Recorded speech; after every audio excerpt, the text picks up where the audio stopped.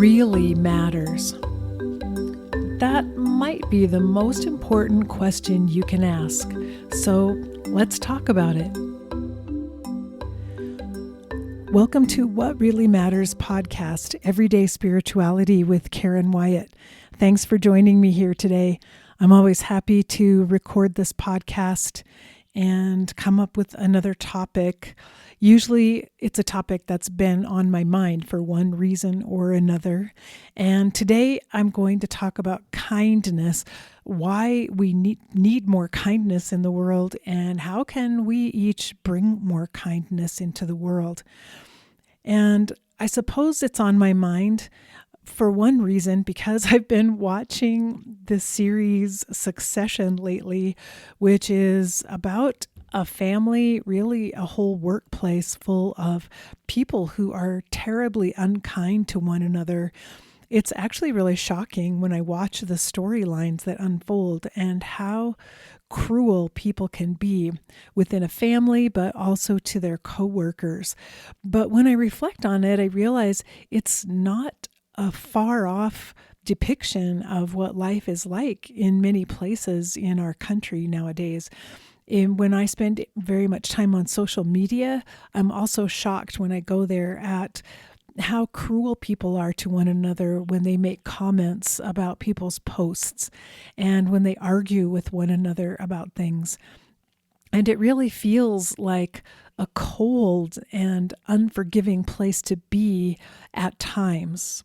But at the same time, I have also found my own little refuges within social media where there's a tremendous amount of kindness. And for one thing, in the end of life space where I hang out a lot, where people write about death, dying, grief, and the afterlife, there tends to be much more consciousness in general around kindness, compassion, listening, attuning to other people. And I've also found a few places online where there's an intention to share only positive stories from the news, because our news media often now are so focused on negative events and sensationalized events that there are a couple of channels I found that primarily focus on good things and happiness and people being kind to one another. And I see what a difference it makes to me. Those places where I find little pockets of kindness, it's like an oasis in the desert to actually read stories and see examples of people being kind. And it makes me realize just how much each one of us needs kindness in our own lives, and how we can get into these cycles of negativity for ourselves and negativity toward other people if we're not consciously working on an attitude of kindness and compassion toward other people. And when I say the word kindness, I guess I'm talking about compassion in action in a way, when we act on compassionate feelings in a way that is kind toward other people. Because it's one thing, it's a great thing when we feel compassion and when our emotions are positive and we generate compassion within us.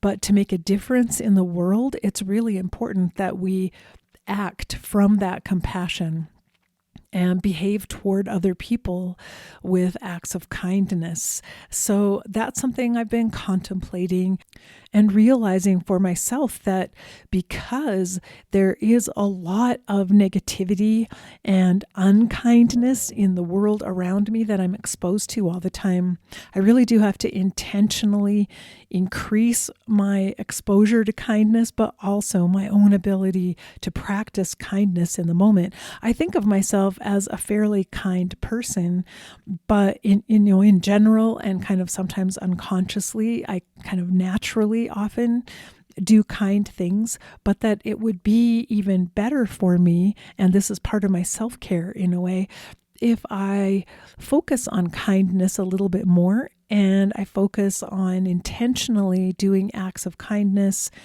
and reflecting on how I feel about that and how that helps me feel more connected to other people. Because here's another thing that has developed for me, I suppose, since the pandemic, is that I feel more disconnected and separate from other people than I have at any other time in my life. And part of that is because I've retired from my job, so I don't go into a workplace where I see other people at work. I don't see patients anymore. I do podcasts and I write things, and that's primarily at home by myself in front of my computer. So I've really lost some of my places where I can feel connected with other people. And to be honest, I've lost the desire in many ways to have connectedness with other people. So I tend to avoid situations where I'll be around a lot of people. So if I get invited to go to a party or social event, I'm likely to find reasons not to go because it doesn't sound enjoyable to me. And I don't find myself longing to be around other people. I'm not sure why it is, but I think I've been conditioned to being alone, and I'm comfortable with the aloneness that I have. And yet I also know that connection is important for us as we grow older and very important for our health. So what I'm putting together in my own mind is that intentionally fostering kindness in my behavior toward other people will be one way of helping me work myself back into more connectedness with other people in the world and just remembering how to be connected. So I spent some time reading a lot of different studies that have been done on kindness, a lot of research, and it's very compelling and makes total sense that we really do need to be intentionally working on kindness as a way of showing up in the world and behaving toward other people. And so one of the first things I just wanted to mention that comes up over and over in the studies that I've read is that kindness is contagious. When we do visible acts of kindness in the world that other people either witness or they hear about, or somehow it becomes visible to them, and not doing it visibly because we want to get credit for it or get rewarded for being kind, but primarily so that other people can just see one person doing something kind for another. Many different studies have shown that acts of kindness are contagious. Someone who sees another person being kind is much more likely to do something kind themselves, and that includes being more generous and making donations to charity or offering to help someone they see who's in trouble. And so kindness is contagious, and that alone is a reason to want to do acts of kindness intentionally every day, because we'll be spreading kindness toward others. And we can all probably agree we need a lot more kindness in our world. And it isn't that people who are not intentionally being kind are not good people. It's just that they may be in a state of kind of complacency, and they may not have been motivated or inspired to be kind to someone else. So when we go out in the world and be kind, we can infect someone else with the motivation and the inspiration to be kind as well. And that's really powerful. But as we have all seen with our interactions on social media, unkindness is also contagious. And right now, I think we have an epidemic of unkindness going on in our society, online, offline, all around us. When, I see people honking their horns, I see people shaking their fists, yelling at other people. I witnessed it right here in front of the post office where I live, where a woman was sitting in her car and she was upset because she felt that drivers were not following the best pattern as they drove through the parking lot. A few drivers took a little shortcut in order to get to a parking spot, and she was honking her horn and shaking her fist and yelling at people. And yet there weren't very many cars in the parking lot at all. It wasn't a crowded parking lot. There was no shortage of parking spaces. And so it was an uncalled for situation in a way. And she was really kind of taking out her own frustration or anger on other people.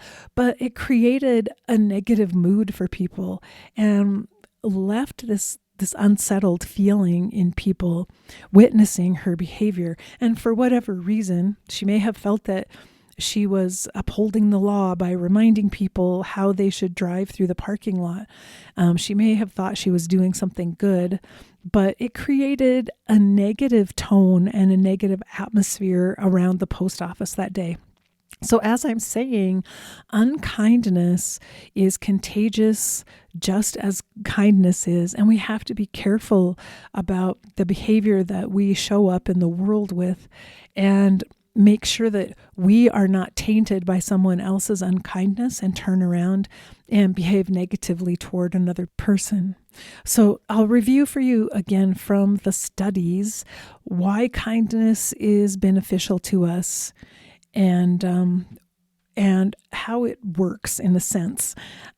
So kindness, being kind to someone else releases both endorphins and oxytocin. And so we know that endorphins give us a sense of like a natural high feeling, a natural feeling of happiness and pleasure. Oxytocin is the relationship hormone that helps us desire connection and relationship with other people. One study showed that even imagining doing a good deed or being kind to someone else helped release endorphins and oxytocin. So just thinking about the desire to be kinder to other people can actually help us feel better in the moment. So I'm talking about kindness on the podcast. You're listening to it.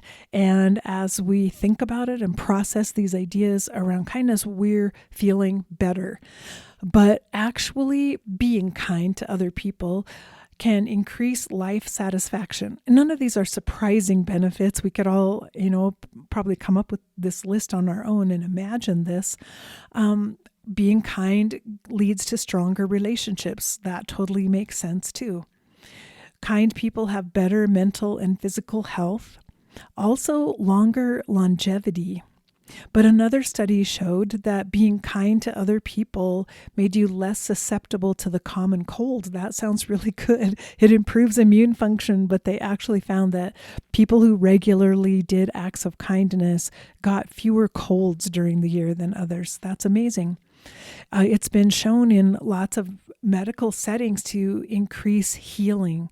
So when doctors and medical staff are kind to patients, they have better results when there's intentional kindness being shown.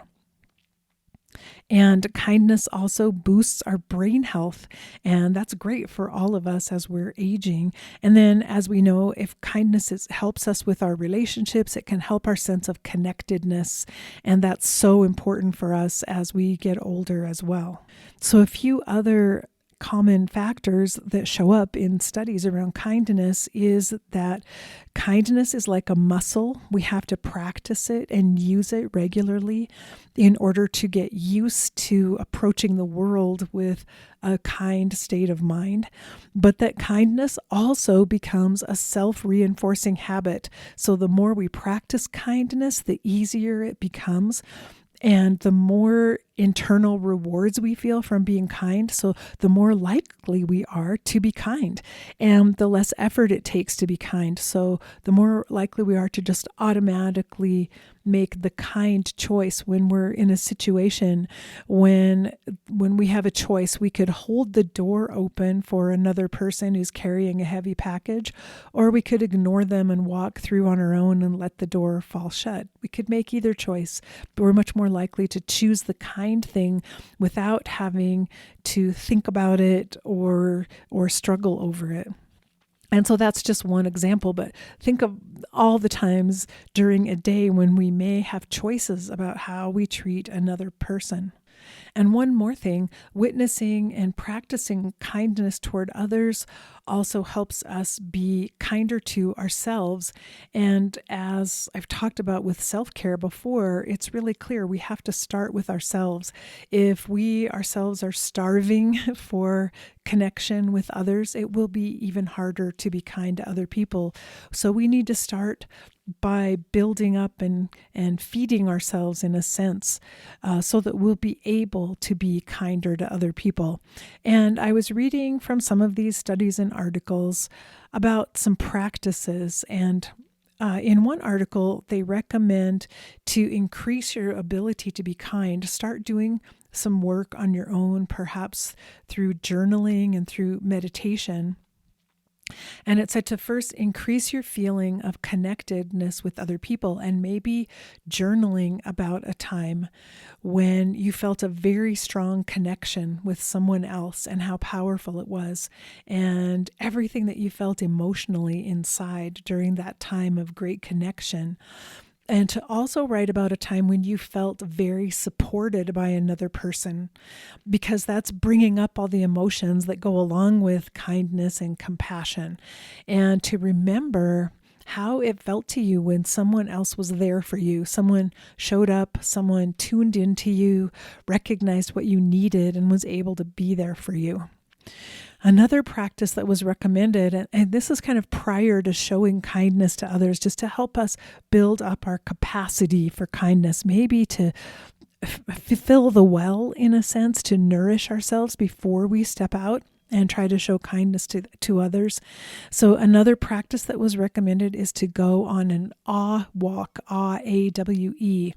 So that would be a walk in nature, or most likely a walk outside somewhere where we're able to see something that gives us that feeling of awe, like, wow, this is a vast and amazing universe that I'm part of. So maybe go outside at night and look up at the stars if you're able to see them, or notice a mountain range or the ocean, or maybe a beautiful forest, or just a very old tree outside, or a beautiful garden, anything that gives you that feeling inside that there's something bigger than you in the world, that there's this living energy in the universe that is vast and expansive and amazing, and you are part of it, you are filled with it, but it's so much bigger than just who you are and what your life consists of. So that it was recommended just spend 10 minutes on a walk outside where you allow yourself to experience awe in whatever way possible, however that comes for you. The next was practicing a compassion meditation where you imagine just bringing in lots of love and light within yourself and filling yourself with it so that you can intentionally go out and share it with other people. So that's kind of the preparation before you begin to show kindness.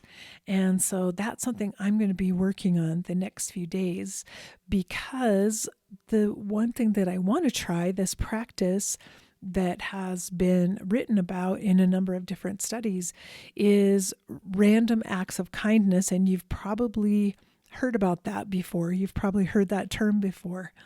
And but this one particular study suggests intentionally doing 5 acts of kindness in one day. And they emphasize random acts of kindness, I guess because it involves tuning into the world around you as you go through your daily life and noticing where kindness is needed, noticing a situation where you could do something nice for another person. So a random act is more powerful in some ways than a planned act where you plan, well, tomorrow I'll go online to this charity and make an online donation. That would be kind. But that's a planned act of kindness.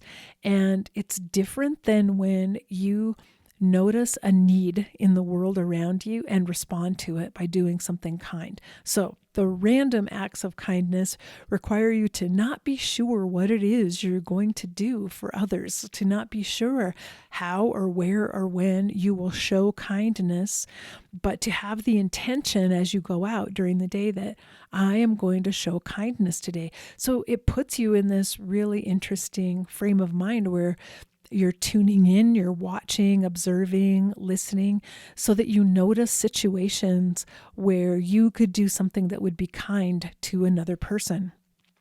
And that's actually really the way we should probably be going throughout our day every day. But we have to train ourselves to be that fully present and fully awake and alert and aware from moment to moment during our day. So what I plan to do is choose a day this week when I'll be going out, when I need to go do my grocery shopping and run a few errands so that I'll be out in the world and out in public, and watch and wait for situations where I can find ways to be kind to other people.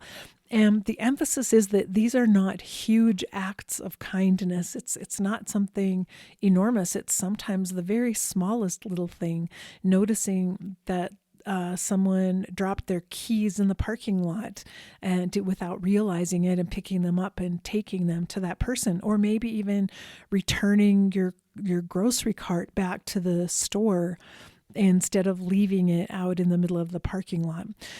Tiny, small acts that are kind toward other people are what we're looking for here in the random acts of kindness. And one of the keys is to record them. Write down in your journal or somewhere the 5 acts that you did. And they actually recommend writing it down right away as soon as you do the act of kindness. I think that might be hard for me because I will be driving and moving around. I'm not sure that I will have the means of, in the moment, sitting down and writing something down.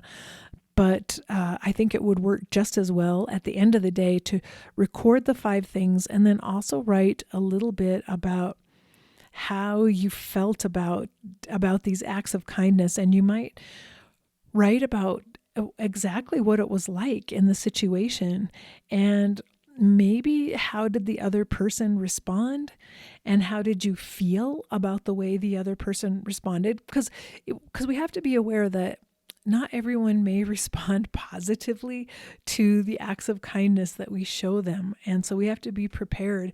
We're being kind because that is the right thing to do and the right way to be. But realistically, we don't fully know what's happening with the other person. We don't know what's going on in their life, and we don't know if they are going to respond well to our kindness because they might be preoccupied. They might be struggling with something. They might have a mental health issue going on at the time.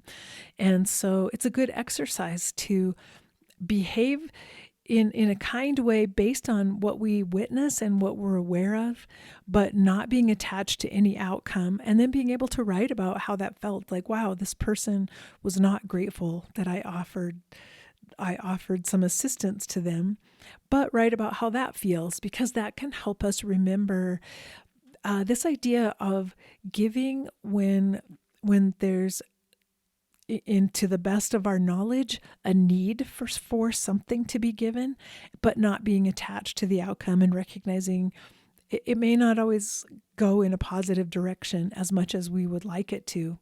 So I think that's a good place to start.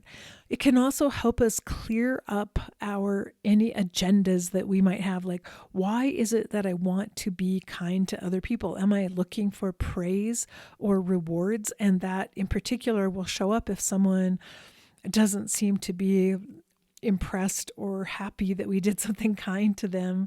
Our own disappointment might tell us, oh, I was kind of hoping that I would get a smile or a positive reaction, or that someone would notice I did something nice. And that's having an agenda in advance for being kind. And then that tells us that we need to work on that. Why is it that we what is it that we want out of being kind? Are we hoping other people will notice us and will think that we're kind and will feel positively toward us? So it's healthy for us to be able to be self-reflective and look at our agenda and our reasons why we're giving, but sometimes we can't see all of the agendas until we're in the situation and actually carrying out an act of kindness and receiving whatever the other person's reaction is, and then being able to look at how we feel about it inside. We need to go through the whole process in order to really understand, do we have strings attached to the giving that we're doing? And what do we need to do to kind of free that up, to be less attached to the outcome? Because if someone doesn't receive our kindness well, it might be because our kindness is coming from a place of neediness inside us. That's what we want to be able to recognize. Maybe there's a part of me that needs to heal, and I'm trying to be kind to someone else, but it's coming from my neediness, and I'm holding on, just demanding that they give me what I need out of this interaction. That could be a really powerful way of looking within and understanding myself and seeing what I need to work on and what I need to heal in order to help my kindness be more pure and more authentic and genuine, and without attachments. And also, I think there is a place for anonymous kindness too. I think we can be kind and we don't need other people to see that I'm the person who did the kind thing. We don't need another person's reaction. We can do it in a hidden way and not even need to see the response to it. Just do it because in the moment intuitively we felt this seems like the right thing to do. So I love this idea of the 5 random acts of kindness in one day. The reason to do 5 in one day is because that's actually quite a few, but this is a really good way of exercising that kindness muscle and building up kindness as a habit, is to take one day and for that day focusing in on 5 different times when it's possible to be kind. And it also shows us that there are opportunities around us all the time to be kind to other people, and we might discover that during that day as we're focusing on it. We might find a lot more chances than we even realized to be kind. I found a couple of websites where they talked about ideas for random acts of kindness. One was from a BuzzFeed article. It had 101 acts of kindness. I only wrote down a few of them, but I thought I'd mention a few just to inspire you and me of types of things that we could do to show kindness. Some of them involved when you're driving in your car to let someone into your lane who needs to merge or change lanes, to maybe slow down a little bit, make space, let someone in, be aware of other drivers and what they're needing or what they're looking for. Let someone go ahead of you if you're in line or waiting for something. Oh, let someone else have the parking spot if you're in a crowded parking lot and you and another person drive up at the same time. Wave them into the spot and wave out of kindness hello, and keep looking for your own spot. One suggestion was be open with compliments for other people. People people online, maybe to focus on, today I'm going to give out compliments to 3 different people and say something positive when I'm online. One idea was to leave sticky notes with positive slogans on mirrors, like in public bathrooms. Another one is, if you're in a group, make sure you focus on including everyone in the group in conversation. So notice who hasn't had a chance to speak and do your best to look at that person, make eye contact, invite them to speak or comment. To offer to babysit for someone for free. I do that as a grandmother whenever I'm around my grandchildren. Maybe write your partner a list of things that you love about them. Say thank you to a service worker wherever you go, like a janitor or a garbage collector. One of the places I see a big need for that is inside our post office, where I live. Our postal workers, wow, are overworked. They're understaffed and overworked, always tired, and often getting a lot of anger and hatred from people who have had to stand in line a long time, and they receive a lot of negativity. And that seems like a great place to just go in and be kind and say, thank you.